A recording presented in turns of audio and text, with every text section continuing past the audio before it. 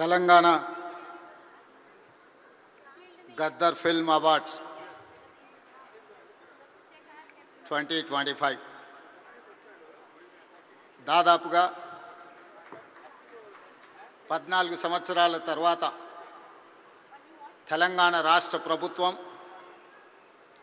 ఈ అవార్డు కార్యక్రమాన్ని నిర్వహించాలని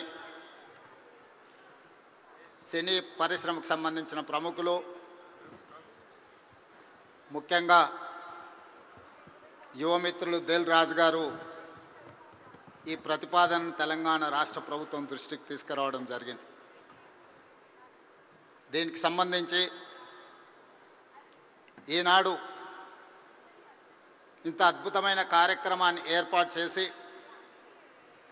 ఈ కార్యక్రమానికి నాతో పాటు ఉప ముఖ్యమంత్రి వర్యులు మిత్రులు బట్టి విక్రమార్క గారు, మా మంత్రివర్యులు సినిమాటోగ్రఫీ శాఖ ప్రత్యేకంగా చూస్తున్న మిత్రులు కోమటిరెడ్డి వెంకటరెడ్డి గారిని, అదేవిధంగా మంత్రివర్యులు వాకిటి శ్రీహరి గారిని, మిత్రులు మధు యాస్కీ గారిని, రాజకీయ ప్రముఖులను, సినీ పరిశ్రమకు సంబంధించిన ప్రముఖులను అందరినీ కూడా ఈ ప్రత్యేకమైన కార్యక్రమానికి ఆహ్వానించి గతంలో ప్రారంభించిన ఒక మంచి సాంప్రదాయాన్ని కొనసాగించడానికి మీరందరూ సహకరించినందుకు మనస్ఫూర్తిగా తెలంగాణ రాష్ట్ర ప్రభుత్వం తరఫున అభినందనలు తెలియజేస్తున్నా. మిత్రులారా, కాంగ్రెస్ పార్టీ, కాంగ్రెస్ ప్రభుత్వం పరిశ్రమను ఎప్పుడూ గౌరవించి మీకు అవసరమైన అన్ని వసతులను ఏర్పాటు చేయడమే కాకుండా మిమ్మల్ని అభినందించాలనే ఆలోచనతోటి 60 సంవత్సరాల క్రితం, నాకు తెలిసినంత వరకు సినీ ప్రముఖులకు ఇంకా బాగా తెలియాలి, 1964లో తెలుగు సినీ పరిశ్రమను గుర్తించడానికి డైరెక్టర్లను, నటులను, అదేవిధంగా ఇతర కళాకారులను గుర్తించాలి, గుర్తించిన వాళ్లకు అవార్డులు ఇవ్వాలి, ఆ అవార్డులకు నంది పేరు పెట్టాలి అని చెప్పి 60 సంవత్సరాల క్రితం ఆనాటి ప్రభుత్వం నిర్ణయం తీసుకొని ఆ సంప్రదాయాన్ని 14 సంవత్సరాల క్రితం వరకు ఎవరు ఉమ్మడి ఆంధ్రప్రదేశ్కి ముఖ్యమంత్రి అయినా ఈ కార్యక్రమాలను నిర్వహించుకుంటూ వచ్చిండ్రు. మొట్టమొదటి నంది అవార్డు ఉత్తమ నటుడుగా డాక్టర్ అక్కినేని నాగేశ్వరరావు గారు తీసుకున్నారని, అలాంటి గొప్ప కళాకారుడికి ఆనాటి ప్రభుత్వం సముచితమైన గౌరవాన్ని ఇవ్వడాన్ని ఈరోజు మనందరం గుర్తు చేసుకోవాల్సిన అవసరం ఉన్నది. అదేవిధంగా వివిధ కారణాల చేత 14 సంవత్సరాల క్రితం ఆగిపోయిన ఈ కార్యక్రమాన్ని మళ్ళీ కొనసాగించాలన్న ఆలోచనతోటి మా ప్రభుత్వం నంది అవార్డులను ఈరోజు తెలంగాణ గద్దర్ ఫిల్మ్ అవార్డ్స్గా ఈరోజు మీ ముందుకు వచ్చి నిలబడి ఈ 11 సంవత్సరాలు తెలంగాణ రాష్ట్రం ఏర్పడ్డ తర్వాత తీసిన అన్ని సినిమాలకు సంబంధించిన డైరెక్టర్లను, కళాకారులను, కవులను, గాయకులను, సాంకేతిక నిపుణులను అందరినీ అభినందించాలి అని ఈరోజు ఈ కార్యక్రమాన్ని ఏర్పాటు చేసి ఇన్ని గంటలైన ప్రముఖులందరూ ఇక్కడ ఉండి పరిశ్రమ అంతా ఒక్కటే, ఈ పరిశ్రమకు తెలంగాణ రాష్ట్ర ప్రభుత్వం అందిస్తున్న ప్రోత్సాహాన్ని మేమందరం కూడా ఆహ్వానిస్తున్నామని చెప్పి ఇంత సమయం ఇక్కడ కేటాయించినందుకు మీ అందరిని అభినందిస్తూ, గతంలో భారతీయ సినీ పరిశ్రమ అంటే బాలీవుడ్ అని చర్చించుకునేవాళ్ళు, తెలుగు సినీ పరిశ్రమ అంటే చెన్నైలో ఉంది అని మాట్లాడుకునేవాళ్ళు. కానీ ఈనాడు భారతీయ సినీ పరిశ్రమ అంటే తెలుగు సినీ పరిశ్రమ, ఈ తెలుగు సినీ పరిశ్రమకు హైదరాబాద్ వేదిక అని చెప్పి ఈరోజు మీరందరూ నిరూపించినందుకు రాష్ట్ర ప్రభుత్వం తరఫున మిమ్మల్ని అందరినీ అభినందిస్తున్నా. సినీ పరిశ్రమకు సంబంధించి మొదటి తరం అన్న నందమూరి తారక రామారావు గారు, డాక్టర్ అక్కినేని నాగేశ్వరరావు గారు. రెండో తరం కృష్ణ గారు, శోభన్ బాబు గారు, కృష్ణం రాజు గారు, మూడవ తరం చిరంజీవి గారు, బాలకృష్ణ గారు, వెంకటేష్, నాగార్జున లాంటి హీరోలు వచ్చారు. ఈనాడు నాలుగో తరం సినీ పరిశ్రమ ఇక్కడ ఉన్నది. నాలుగో తరంలో పవన్ కళ్యాణ్ గారు కావచ్చు, మహేష్ బాబు కావచ్చు, లేదా అల్లు అర్జున్ కావచ్చు. మీరందరూ ఈనాడు తెలుగు సినీ పరిశ్రమకు నాలుగో తరం ప్రాతినిధ్యం వహిస్తున్నారు.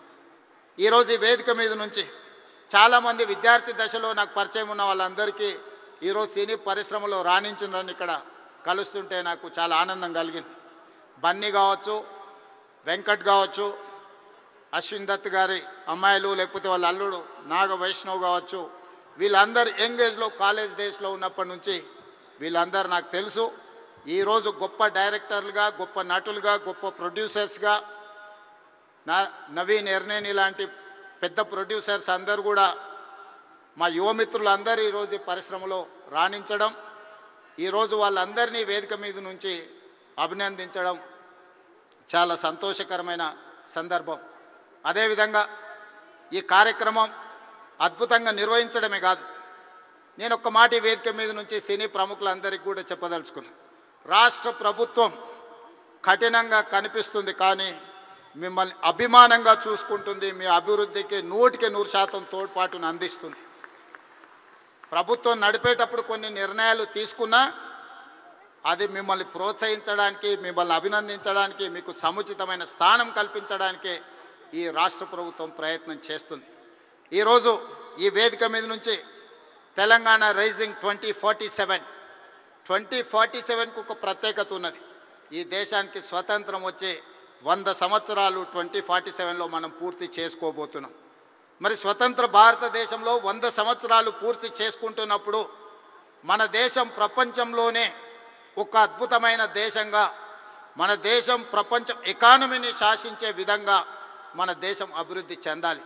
అది పరిశ్రమలు కావచ్చు, ముఖ్యంగా IT, pharma, defence, film industry కూడా ఈ దేశంలో ఒక గొప్ప పరిశ్రమగా రాణించాలనేదే మా ప్రభుత్వం యొక్క ఆలోచన, మా ప్రభుత్వం యొక్క ప్రణాళిక.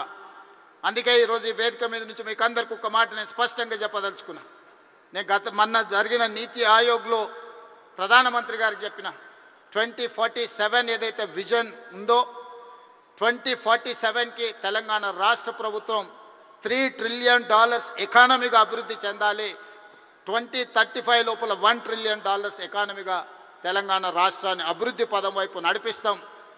10 సంవత్సరాలు తిరిగే లోపల $1 ట్రిలియన్ ఎకానమీకి చేరాలన్నా 2047కి $3 ట్రిలియన్ ఎకానమీకి తెలంగాణ రాణించాలి అనంటే సినీ పరిశ్రమ గొప్పగా అభివృద్ధి చెందాలి.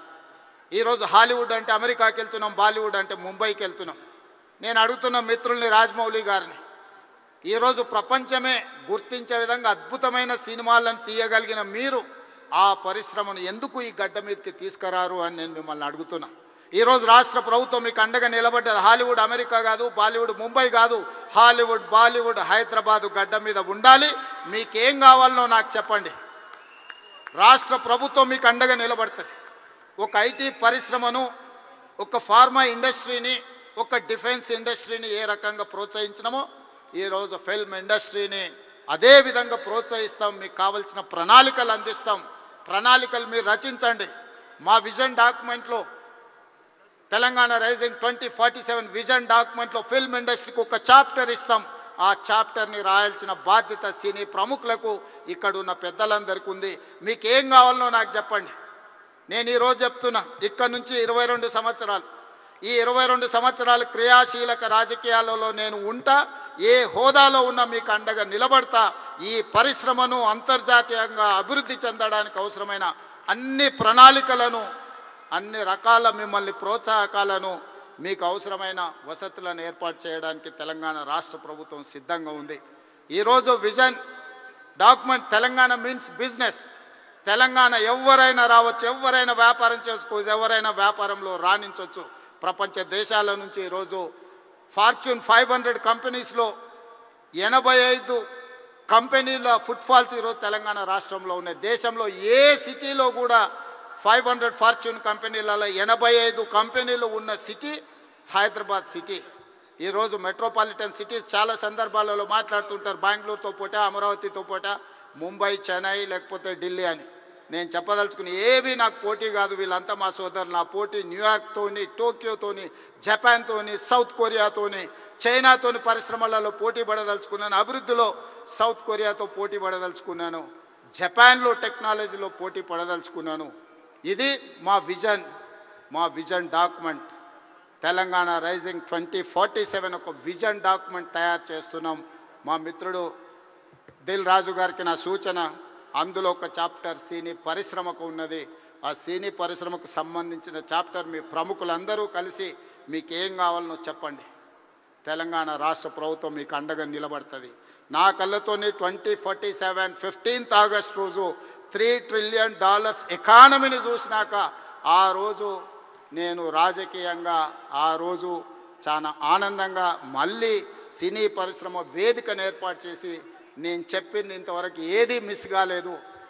ఇంతవరకు నేను ఆలోచన చేసింది, నేను సాధించాలనుకున్న దాంట్లో ఎందులో కూడా ఇంతవరకు నేను ఫెయిల్ కాలే. నా సక్సెస్ రేషియో 100%.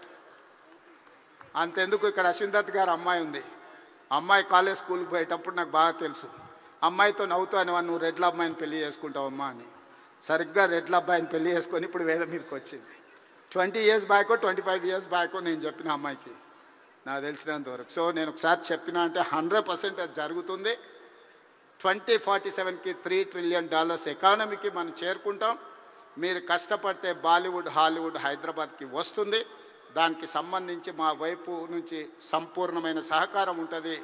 ఈరోజు గద్దరన్న అంటే ఒక చైతన్యం, గద్దరన్న అంటే ఒక విప్లవం, గద్దరన్న అంటే ఒక వేగు చుక్క. గద్దరన్న స్ఫూర్తితోని ఈరోజు తెలంగాణ రాష్ట్రాన్ని మేము సాధించుకున్నాం. జయ జయ హే తెలంగాణ అందించిన అద్మశ్రీ, ఈరోజు జై బోలో తెలంగాణ అందించిన గద్దరన్న మాకందరికీ స్ఫూర్తి. అలాంటి స్ఫూర్తితోనే మేము పోరాటం చేసినాం. ఈ పోరాటం ప్రజల కోసమే, ప్రజలకు అవసరమైన సంక్షేమాన్ని, అభివృద్ధిని అందించడానికి నిత్యం వారిని స్ఫూర్తిగా తీసుకుంటాం. ఈరోజు తెలంగాణ గద్దర్ ఫిల్మ్ అవార్డ్స్ తీసుకున్న వాళ్ళందరినీ కూడా నేను మనస్ఫూర్తిగా అభినందిస్తున్నా. ఈ తెలంగాణ నిర్మాణంలో, ఈ తెలంగాణ అభివృద్ధిలో మీరందరూ భాగస్వాములు కావాలి. గతంలో ఏమైనా అంశాలు ఉన్నా వాటన్నిటిని పక్కన పెట్టండి. మనందరం కలిసికట్టుగా అభివృద్ధి పదం వైపు నడవాలి. మరొక్కసారి నందమూరి బాలకృష్ణ గారిని వారు ఒక మాట చెప్పిండ్రు నాకు చెప్పమని. కళ్ళతో చూసేది కళ, కళ్ళతో అభినయించేది కళ, కళ్ళు మూసుకొని కనేది కళ, కళ్ళు మూసుకున్న వాళ్ళను చైతన్యపరిచేది కళ అని చెప్పు అని వారు చెప్పిండ్రు. సో వారి బాలకృష్ణ గారి తరఫున మీకు అందరికీ చెప్తున్నా, ఖచ్చితంగా ఈ కళా చైతన్యమే ఈరోజు తెలంగాణ రాష్ట్రాన్ని అభివృద్ధి పదం వైపు నడిపించిన ఎంతోమందిని, ఈరోజు విప్లవాల వైపు నడిపించిన గద్దరన్న ఈరోజు అభివృద్ధి పదం వైపు నడిపించడానికి కూడా మనస్ఫూర్తిగా ఉండాలి. మనస్ఫూర్తిగా గద్దరన్న కుటుంబాన్ని ఈరోజు అభినందిస్తూ ఆ కుటుంబానికి కూడా రాష్ట్ర ప్రభుత్వం అండగా నిలబడుతుంది. చివరగా ఒక విజ్ఞప్తి మా ఉప ముఖ్యమంత్రి గారికి. హైదరాబాద్ పిల్లోడు రాహుల్ సిప్లీగంజ్ ఓల్డ్ సిటీ నుంచి అద్భుతంగా ఆస్కార్ అవార్డు వరకు రాణించిండ్రు. ఈ వేదిక మీద మా బట్టన్న ఏమి ఇచ్చినట్టు లేడు. తప్పకుండా అతన్ని అభినందించడానికి, అతన్ని కూడా ఏమైనా ఇవ్వడానికి రాష్ట్ర ప్రభుత్వానికి నేను విజ్ఞప్తి చేస్తున్నా, మా ఆర్థిక మంత్రి గారికి. సో రాహుల్ సిప్లీగంజ్ కూడా ఏదైనా అవార్డు ఏమి ఇవ్వగలరో మీరు ఇవ్వాల్సిందిగా కోరుకుంటూ మీ అందరి దగ్గర సెలవు తీసుకుంటున్నా. ధన్యవాదాలు మిత్రులారా. Thank you so much.